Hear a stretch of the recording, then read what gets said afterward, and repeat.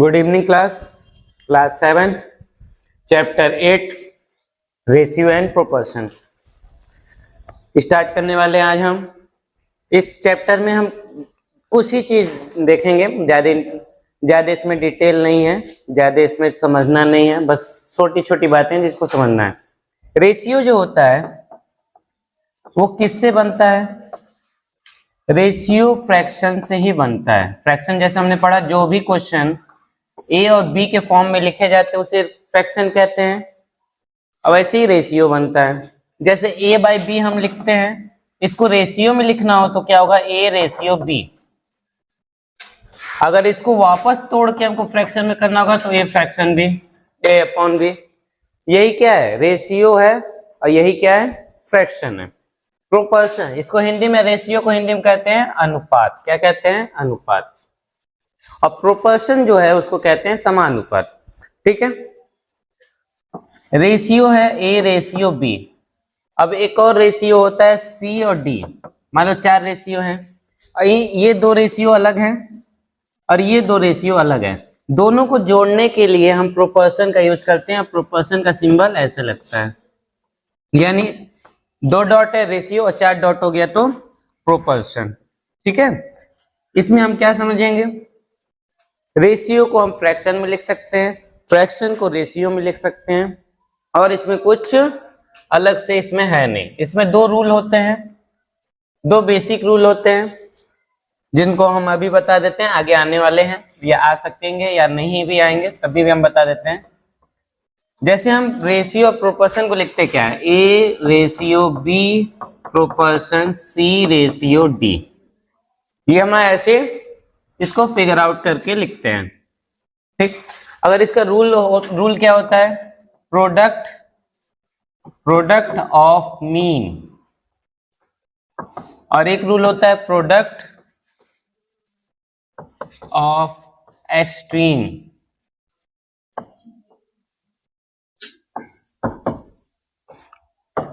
Product of mean का मतलब क्या होता है? अगर अंदर की 2 संख्याओं का मल्टीप्लाई हो रहा हो, अगर अंदर की 2 संख्याओं का मल्टीप्लाई हो रहा है तो वो मीन है। यानी बी और सी का मल्टीप्लाई होगा तो मीन, और ए और डी का मल्टीप्लाई होगा तो product of extreme. Product of mean में क्या होता है? प्रोडक्ट ऑफ मीन में ए और बी का मल्टीप्लाई करते हैं। प्रोडक्ट ऑफ एक्सट्रीम में क्या होता है? ए इसमें बी, प्रोडक्ट ऑफ मीन में बी और सी का मल्टीप्लाई करते हैं, और प्रोडक्ट ऑफ एक्सट्रीम में ए मल्टीप्लाई डी करते हैं। यानी अंदर का मल्टीप्लाई मीन में और बाहर का मल्टीप्लाई एक्सट्रीम में। ये हमारा रूल होता है। अब इसके आधार पे आगे हमको क्वेश्चन मिलेंगे और हमको सॉल्व करने पड़ेंगे। इसको इतने इंट्रोडक्शन के साथ हम एक्सरसाइज को शुरू करते हैं।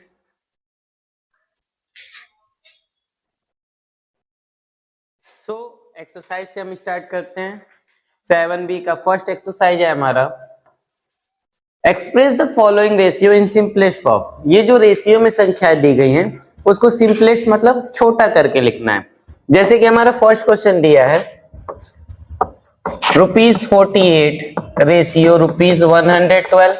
जैसे हमने अभी बताया, जस्ट बताया इंट्रोडक्शन में, कि रेशियो को फ्रैक्शन में लिख सकते हैं। यानी हम इसको क्या लिख सकते हैं? 48/112। ठीक है। अब ध्यान से देखेंगे, ये 4 से कट रहा है, 4 के टेबल से ये क्या हो रहा है? कट रहा है।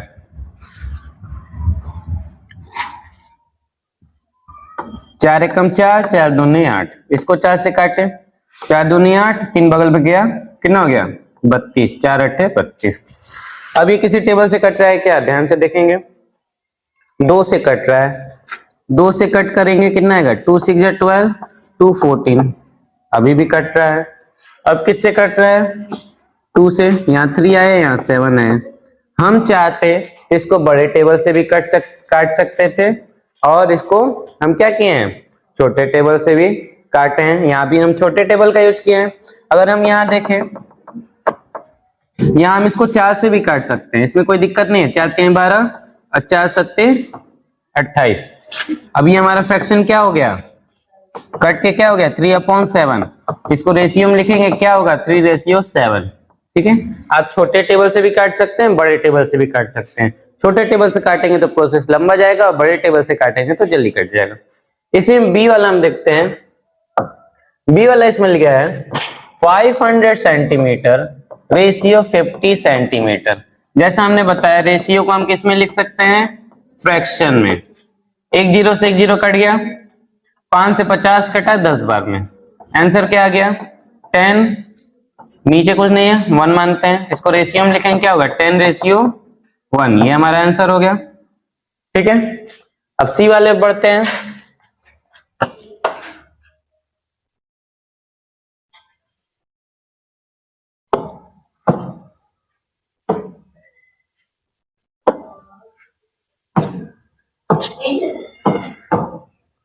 अब सी वाला देखते हैं। सी वाला लिखा है 4 days रेशियो 2 weeks। यहां डेज लिखा है, यहां वीक्स लिखा है, तो दोनों को बराबर पढ़ना करना पड़ेगा। अब दिन तो हफ्ते में नहीं बदल सकता, लेकिन हफ्तों को हम दिन में बदल सकते हैं।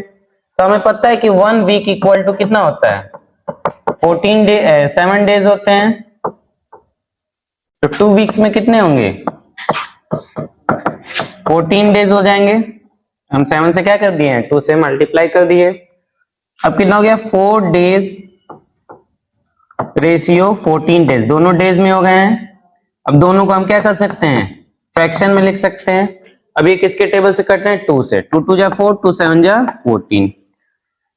अब ये हमारा फ्रैक्शन क्या है 2/7, इसको रेशियो में लिखेंगे क्या होगा 2:7, ये हमारा क्या हो जाएगा आंसर हो जाएगा।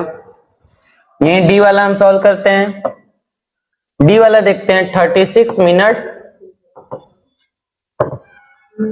To 1/1/2 hours. अब यहां मिनट है और यहाँ घंटा है। ठीक, तो हम घंटे को मिनट में बदल सकते हैं, लेकिन मिनट को घंटे में नहीं बदल सकते, क्योंकि अब ये 60 नहीं हुआ ना, 60 हो जाएगा तब घंटे में होगा। इसलिए हम घंटे को ही क्या करते हैं मिनट में बदलते हैं। तो हम देखेंगे यहाँ कितना लिखा है 1.5, 1.5 घंटा लिखा है। 1 घंटे में 60 मिनट और 1.5 घंटे में 90 मिनट। इसको हम डायरेक्ट लिख सकते हैं 36 मिनट इक्वल रेशियो 90 मिनट यहाँ होगा। आप इसको सॉल्व भी कर सकते हैं, इसको होल से निकालेंगे कितना होगा 2 2 2 1 3। ठीक, इसमें क्या करेंगे 60 से मल्टीप्लाई कर दीजिए, क्योंकि 1 घंटे में 60 होते हैं ना, 1 घंटे में 60 होते हैं। 2 से 60 का 30 बार में और 3 3 90, 90 ही आ गया। अब इसको हम क्या करेंगे फ्रैक्शन में लिखेंगे 36/90। अभी किससे कट रहा है, अब ये किसके टेबल से कट रहा है 9 से कट रहा है। 9 कहाँ गया भाई, कहाँ लिखते हो?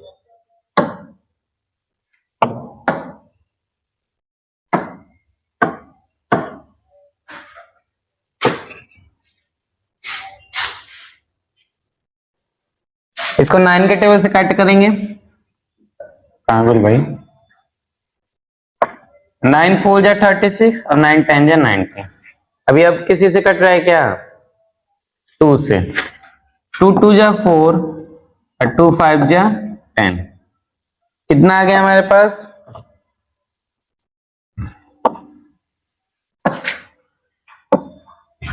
पास आ गया 2/5। इसको रेशियो में क्या लिखेंगे 2:5, यही हमारा क्या हो जाता है आंसर हो जाता है। इसी के साथ डी वाला भी सॉल्व होता है। ई वाले की ओर बढ़ते हैं।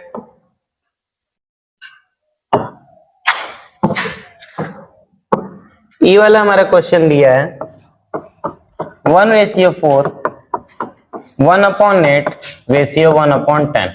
अब यहाँ सबसे ज्यादा जरूरी है हमारा डिनोमिनेटर सेम होना। रेशियो में दिया सही है, ठीक है, लेकिन यहाँ सबसे ज्यादा जरूरी है डिनोमिनेटर सेम होना। 4 8 और 10 कैल्शियम निकालेंगे कितना होगा 4 8 एंड 10 कैल्शियम निकालेंगे क्या होगा 2 से कट किए 2, ये भी कटे, तीनों कट रहे हैं, ये 2 बार में, ये 4 बार में, ये 5 बार में। फिर से 2 से कट करेंगे, ये कट रहा है, ये कट रहा है, 5 नहीं कटा, नोट डाउन हो गया। फिर से 2 से कट किए, 2 कटा बस, फिर 5 नोट डाउन हो गया। फिर 5 से कट करेंगे,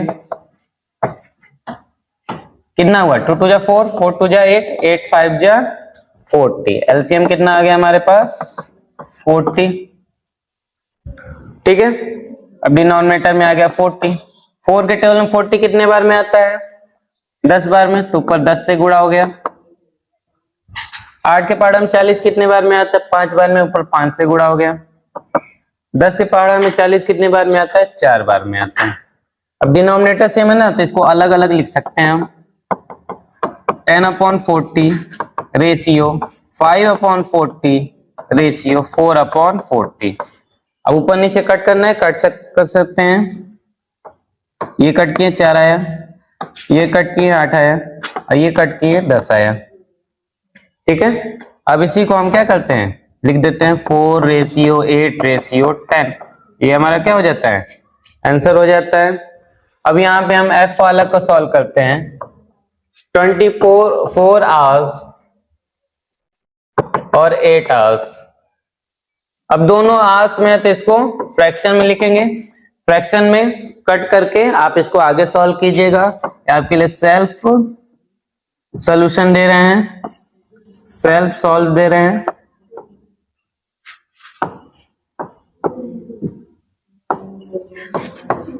आप इसको अपने मन से सॉल्व करके आंसर लाइए। इसी के साथ क्वेश्चन नंबर फर्स्ट हमारा सॉल्व होता है। आई होप आपको समझ में आया होगा। आपसे नेक्स्ट क्लास में क्वेश्चन नंबर सेकंड के साथ दोबारा मिलेंगे।